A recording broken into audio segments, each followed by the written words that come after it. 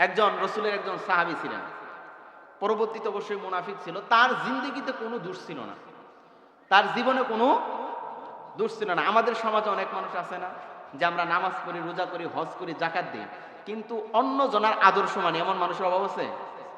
হাজার হাজার মানুষ আছে আমাদের দেশে, হাজার হাজার। নামাজ পড়ি ইসলামের জন্য, কোরআন পড়ি ইসলামের জন্য, এরপর শুধু রাজনীতিটাই করি অন্য আদর্শের জন্য, এরকম মানুষ আছে না? তো এই সমস্ত মানুষ, রসুলের একজন সাহাবী ছিল যে সব সময় নামাজ পড়তো, সব সময় রসুলের পিছনে নামাজ পড়তো, কিন্তু রাজনীতিক উদ্দেশ্য গিয়ে রাজনীতিক নেতা মেনে নিয়েছিল আবু জাহেলকে। কাকে? রাজনীতিক নেতা মেনে নিয়েছিল আবু জাহেলকে। ওর জীবনে এই একটাই দোষ, আর কোনো দোষ নেই। তার মধ্যে 5 ওয়াক্ত নামাজ রসুলের পিছনে পড়েছে, 5 ওয়াক্ত নামাজ রসুলের পিছনে পড়েছে, আজান দেওয়ার পরপরই মসজিদে এসেছে, কিন্তু রাজনীতিক আদর্শ ছিল আবু জাহেল। এইবার আল্লাহ কোরআনের আয়াত নাযিল করে দিল, সাহাবীদেরকে জানিয়ে দিল। উমর আবার এই কথা জানতো যে রসুল আপনার পিছনে নামাজ পড়ে সব কিছু করে। ও যখন মারা যায়, রসুলকে বললেন, হে রসুল, এই ব্যক্তি আপনার পিছনে নামাজ পড়েছে, কিন্তু আবু জাহেলকে নেতা মেনে নিয়েছে, সুতরাং আপনি আল্লাহর নবী, তার জানাজায় যাবেন না। জামা টেনে ধরেছে পিছন থেকে, জামা ছিঁড়ে গিয়েছে। এইবার রসুল বললেন, ওমর আমাকে বাধা দিও না, তার কারণ হলো আল্লাহ তো এখনো আমার উপর আয়াত নাজিল করে নাই, আমাকে বাধা দিও না। আমি গেলাম। শুধু তাই নয়, রসুলের তার ওই যে ছেলে ছিল, ছেলেকে বলল, ছেলে এসে বলল, হুজুর আমার আব্বা যখন মারা যায় তখন এই কথা বলতে বলেছে, আপনার জামা দিয়ে যেন। রসুলের জামা, রসুলের পাঞ্জাবি, জুব্বা, রসুল নিজের হাতে গোসল করালেন, রসুলের জামা মুবারক তার শরীরে দিলেন। এইবার জামা মুবারক দেওয়ার পর সেই জামা দিয়ে দাফন হলো। যখন জানাজার নামাজে যখন দাঁড়াবে, আবার উমর ফিস ফিস করে বলে, রসুল এই লোকটা ইসলামের যত ক্ষতি করেছে এর চেয়ে বেশি ক্ষতি আর কেউ করে না। রসুল নরম মনের মানুষ, রসুল তবুও বলে, ও উমর আমাকে বাধা দিও না, তার কারণ আল্লাহ এখনো আমাকে নিষেধ করে নাই, আমি তার জানাজা পড়বই।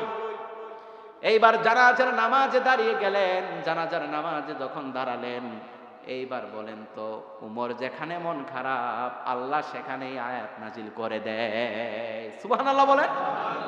উমর 13 জায়গায় রসুলের উপর মন খারাপ ছিল, মানে রসুলের সাথে উমরের 13 জায়গায় মতপার্থক্য হয়েছিল, তার মধ্যে এই এক জায়গা একটু কম বেশি হতে পারে, 13, 14, 15, 16 এরকম হতে পারে। তো এইরকম মন খারাপ হওয়ার পরে উমরের সঙ্গে রসুলের যেখানেই মতানক্য, সেখানেই আল্লাহ উমরের পক্ষে আল্লাহ আয়াত নাজিল করেছেন। কন্যা সুবহানাল্লাহ। এই জন্য রসুল বলতেন, আমার পরে যদি কোনো কেউ যদি নবী আসে, আমার পরে যদি কোনো নবী হতো, তাহলে উমরই ছিল নবী হওয়ার যোগ্য।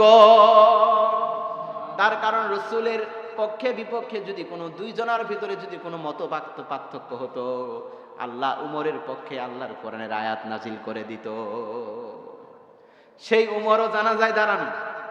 এইবার রসুলকে বলতেছে, রসুল আপনি এর জানাজা পড়বেন না। রসুল বললেন, উমর আল্লাহ তো এখন আমাকে নিষেধ করে নাই, সুতরাং ও যাই হোক আমার জানাজা পড়তেই হবে। এইবার জানাজার নামাজে দাঁড়ালেন। দাঁড়ানোর পরপরই যখন মাত্র তাকবীর শুরু, তখনই আল্লাহ কোরআনের আয়াত নাজিল করে দিয়েছে। এইবার রসুল আবার নামাজে দাঁড়ায় আছে, তাও নামাজ বাদ দেয় না। রসুল বলতেছে, রব্বুল আলামিন কোরআনের আয়াত নাজিল করে দিলাম। আল্লাহ বললেন, রসুল আপনি যদি 70 বার যদি তার জন্য ক্ষমা প্রার্থনা করেন, আমি আল্লাহ রব্বুল আলামিন তার জীবনের কোনো গুনাহ মাফ করব না। এইবার রসুল বললেন যে, আল্লাহ 70 বার নয়, আমি 71 বার মাফ চাইব। কি বললেন? সুবহানাল্লাহ বলবেন না? রসুলের দয়া দেখছেন। অত সারা জীবন ও ইসলামের বিরোধিতা করেছে। রসুলের আদর্শ ছিল, রসুলকে আদর্শ মানে নাই, আবু জাহেলকে আদর্শ মেনে নিয়েছিলেন। আবু জাহেলের রাজনীতি করেছেন, রসুলের রাজনীতি করে নাই। ইসলামী হুকুমত বুঝে নাই, কোরআনের রাজনীতি বুঝে নাই। যারা কোরআনের বিপক্ষে কথা বলেছে তাদের বিপক্ষে থেকেছেন। রসুল তার জানাজার নামাজে দাঁড়িয়েছেন।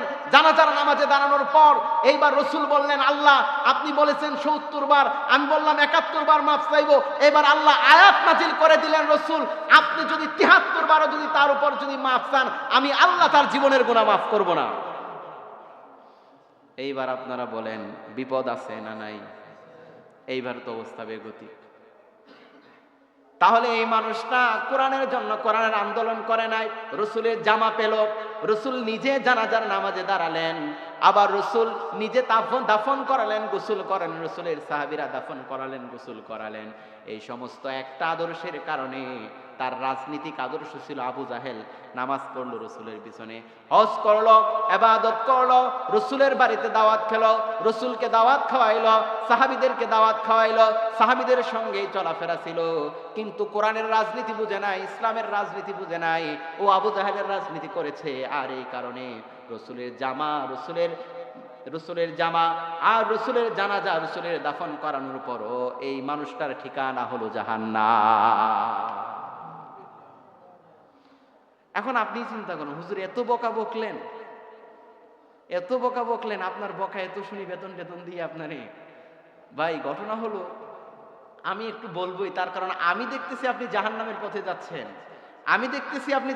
পথে যাচ্ছেন, আপনার রাজনীতির আদর্শটা অন্য কেউ হয়েছে।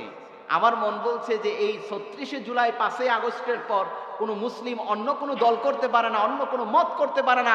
একজন মুসলিমের কোরআনের আন্দোলন ছাড়া আর কোনো আন্দোলনে কেউ পা বাড়াতে পারে। এটা আপনার জন্য বলছি, আপনার ভালোর জন্য। আপনি যে জাহান্নামে যাচ্ছেন, আপনি তো নামাজ পড়েও জাহান্নামে যাচ্ছেন, আপনি তো রমজানের রোজা করার পরও জাহান্নামে যাচ্ছেন, আপনি হাজী সাহেব মানুষ ১০ বার হজ করার পরও আপনি জাহান্নামে যাচ্ছেন। আমি দেখতে পাচ্ছি, এই জন্য বলছি আপনি কোরআনের আন্দোলন করেন। বিরক্ত হচ্ছেন? এটা রসুলের আন্দোলন, আমার আন্দোলন না। এটা রসুলের আন্দোলন, কোরআনের আন্দোলন, রসুলের আন্দোলন, ইসলামী আন্দোলন, এটা রসুলের আন্দোলন। দ্বীন কায়েমের কথা, ইসলাম কায়েমের কথা, নামাজ প্রতিষ্ঠার কথা আমি বলি না, এটা আল্লাহ বলেছেন। আপনি যদি না বুঝে যদি আমাকে বকাবকি করেন, আপনার একান্তই ব্যক্তিগত ব্যাপার, কিন্তু আপনাকে বুঝতে হবে। আজকে বুঝবেন না, কিন্তু বুঝতে হবে। সাপ আর হলো আপনার ব্যাং, এই কথা বলি শেষ করবো। কয়টা বাজে? 1:20। সাপ আর ব্যাং দুইজনার বন্ধু, দুইজনার খুব ভালো দুস্তি, দুইজনা দুস্থ পাতাচ্ছে। তো ব্যাং তো ডাঙায়ও চলে, আবার পানিতেও চলে, আবার সাপও ডাঙায় চলে, পানিতেও চলে, দুইজনার সমান সমান।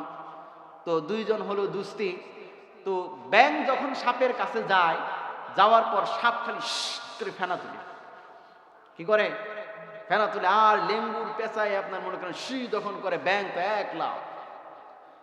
এইবার ব্যাং আর সাপ দুইজনা যখন দুস্তি, এবার ব্যাং বলতেছে, বন্ধু তোমার কাছে গেলেই তুমি খালি ফসফস করো, আমরা দুইজন বন্ধু, আমরা তো একটু ভালোভাবে চলতে পারি, তুমি একটু আমার সাথে রাখো, আমি একটু তোমার সাথে থাকি, দুইজনা মিলেমিশে এই সমাজটা গড়ি, দুইজনা মিলেমিশে এই সমাজে থাকি।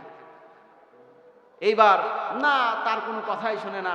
যেই ব্যাং তার কাছে যায়, যেমনি ফস করে উঠার পর ব্যাং ইয়া বড় লাভ এক পানির ভিতরে। কয়, না বন্ধু, তোমার চরিত্র বেশি একটা ভালো না, তুমি কখন জানি আমারে ধরে ফেলো, সুতরাং তোমার সঙ্গে আমার থাকা যাবে, তুমি তোমার রাস্তা দেখো, আমি আমার রাস্তা দেখলাম। এইবার ব্যাং মনে করেন পানিতে লাফ দিয়ে ঘুমায় রইছে। এইবার সাপের অভ্যাস কি, যে কোনো শব্দ পাইলে করে, ওই যে ক্ষমতা আছে না, গলায় ক্ষমতা আছে, মাথায় জোর আছে, ফুস করে উঠে। এইবার কালক্রমে এক রাখাল চলছে সেদিকে। আপনি বলেন সাপের চেয়ে রাখালের ক্ষমতা কম না বেশি? হাতে একটা বিশাল এক লাঠি, গরু চড়ানো লাঠি। এইবার রাখাল চলছে রাস্তার পাশ দিয়ে। যেই মাত্র রাখাল সামনে, সেই মাত্র সাপ একটু নিচা হয়ে রয়েছিল, যেই মাত্র সামনে গেছে সেই মাত্র ফস করে উঠছে। এইবার আপনি বলেন রাখালের সামনে যেই ফস করে উঠছে, সাপের জীবন আছে না নাই? জীবন আরো আছে। একবারে আপনার মনে করেন 2 হাত লাঠি দিয়ে পিঠায় আপনি একবার তক্তা মানে সোজা করে রাখছে, শোয়া রাখছে রোদের ভিতরে। পোলামান শোয়া রাখে না রোদে আপনার শোয়া রাখছে। রাখার পর এইবার আপনার কিছুক্ষণ পর ব্যাং উঠছে, মাথাটা জাগাইছে। কই দেখি যে বন্ধু যে তখন ফসফস করলো, বন্ধুর তো কোনো আওয়াজ নাই, কারণটা কি? বন্ধুরে গিয়ে একটু দেখে আসি। বন্ধুরে গিয়ে দেখে আসার পর এইবার বন্ধুর দিকে চারপাশ গিয়ে ঘুরে, বন্ধু তো আর ফসফস করে না। বন্ধুরে লারে, এই বন্ধু উঠো, মাথায় একবার হাত দেয়, পায়ে একবার হাত দেয়, লেজে দিয়ে কামড় দেয়। কই কারণটা কি? বন্ধু যাওয়ার আগে ফসফস করে, আজকে তো লড়ে না বন্ধু, কারণটা কি? এইবার দুঃখ করে ব্যাং তার সাপ বন্ধুকে বলে, ওরে বন্ধু, যখন তোমাকে বললাম ফসফস কইরো না, তখন যদি ফসফস করতা আজকে জিন্দেগির জন্য একবারে সোজা হতো না। তোমার যে না করলাম যে বারবার ফসফস করো না, বারবার ফসফস করলে বিপদ আছে। তো তুমি এই কথা আমার শুনলাই, আমার কথার দিকে হাঁটলা, তুমি একটু সুজাই হইলা, কিন্তু মরার আগে সুজা হইলা। কি হইলা না? মরার আগে সুজা হইলা না, সেই তুমি সুজা কিন্তু হইলে। কিন্তু আজকে একবার আরিফের মতো সুজা হয়ে, 10 হাত লাঠির মতো একবার সুজা হয়ে তুমি চুপ করে আছো, আজকে ফসফসও করো না, লড়ো না, চড়ো না। কিন্তু এই কথাটা যদি আমি যখন তোমার বন্ধু ছিলাম, যখন আমার সাথে যদি শুনতে, তাহলে তোমার তখন এখন আর মরা লাগতো। ঘটনা হলো, স্টোরির ব্যাখ্যা হলো, এই যে আপনাদেরকে আমি বলছি, আপনারা আমার বিপক্ষে, আমার পক্ষে বা অন্য হুজুরের পক্ষে, আলহামদুলিল্লাহ এখানের মানুষ অনেক ভালো, বকা ঝকা যাই করে আলহামদুলিল্লাহ দিলের কান দিয়ে একদম শুনে, আমার বিপক্ষে কোনো সমালোচনা নাই। আর যদি কেউ সমালোচনা করে, আমি তাকে আমার হৃদয় দিয়ে ভালোবাসি, ভুল ধরা দরকার আছে। এই যে আমি কথা বলতেছি, এই যে আমি বুঝাচ্ছি, বলতেছি, আপনি আপনার মতো ক্ষমতা ফসফস করেই যাচ্ছেন, কিন্তু একটু সুজা হন, মরার আগে সুজা হন, তাহলে কাজে লাগবে। মরার পর যদি সুজা হন, তাহলে কবরে গিয়ে মার আছে না নাই? সেই সুজা হবেন, কিন্তু মৃত্যুর আগে একটু সুজা হন, মৃত্যুর আগে মরে দেখেন। এই জন্য ভাই, আপনাদের কাছে উদাত্ত আহ্বান থাকবে, আমাদের জীবনটা সংক্ষিপ্ত সময়ের জন্য।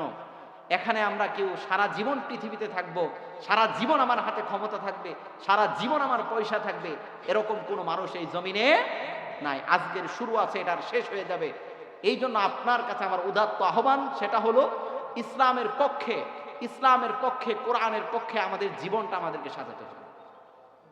কোরআনের জন্য আমাদের জীবনকে সাজাতে হবে, অন্য কারো জন্য নয়। আপনি আপনার জীবনটাকে, আপনি মারা যাবেন, আপনি সেভাবেই চলবেন, আপনি ইন্তেকাল করবেন, আপনি সেভাবেই চলবেন। আপনার আন্দোলন, আপনার হাঁটা, আপনার চলা, আপনার বলা, আপনার মাথার স্টাইল, আপনার দাড়ির স্টাইল, আপনার চেহারার জুব্বা, আপনার চেহারার পাঞ্জাবি, আপনি যেভাবেই চলেন না কেন, সব কিছু হবে একমাত্র কার জন্য? আর জোরে বলেন কার জন্য? একটু জোরে বলেন কার জন্য? এই জন্য আল্লাহর জন্য হতে পারবে। পৃথিবীতে কেউ আমাদের আপন না, একমাত্র আপন কে?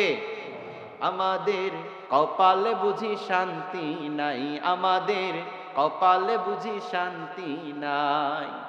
লাউ উড়িয়া গেল, ধান গেল, উড়িয়া গেল গো, লাউ উড়িয়া গেল, ধান গেল, লাঙ্গলেতে শান্তি নাই, হাই গো লাঙ্গলেতে শান্তি নাই, আমাদের কপালে বুঝি শান্তি নাই, কুরআন সারা বুঝি শান্তি নাই, হাদিস সারা বুঝি শান্তি নাই।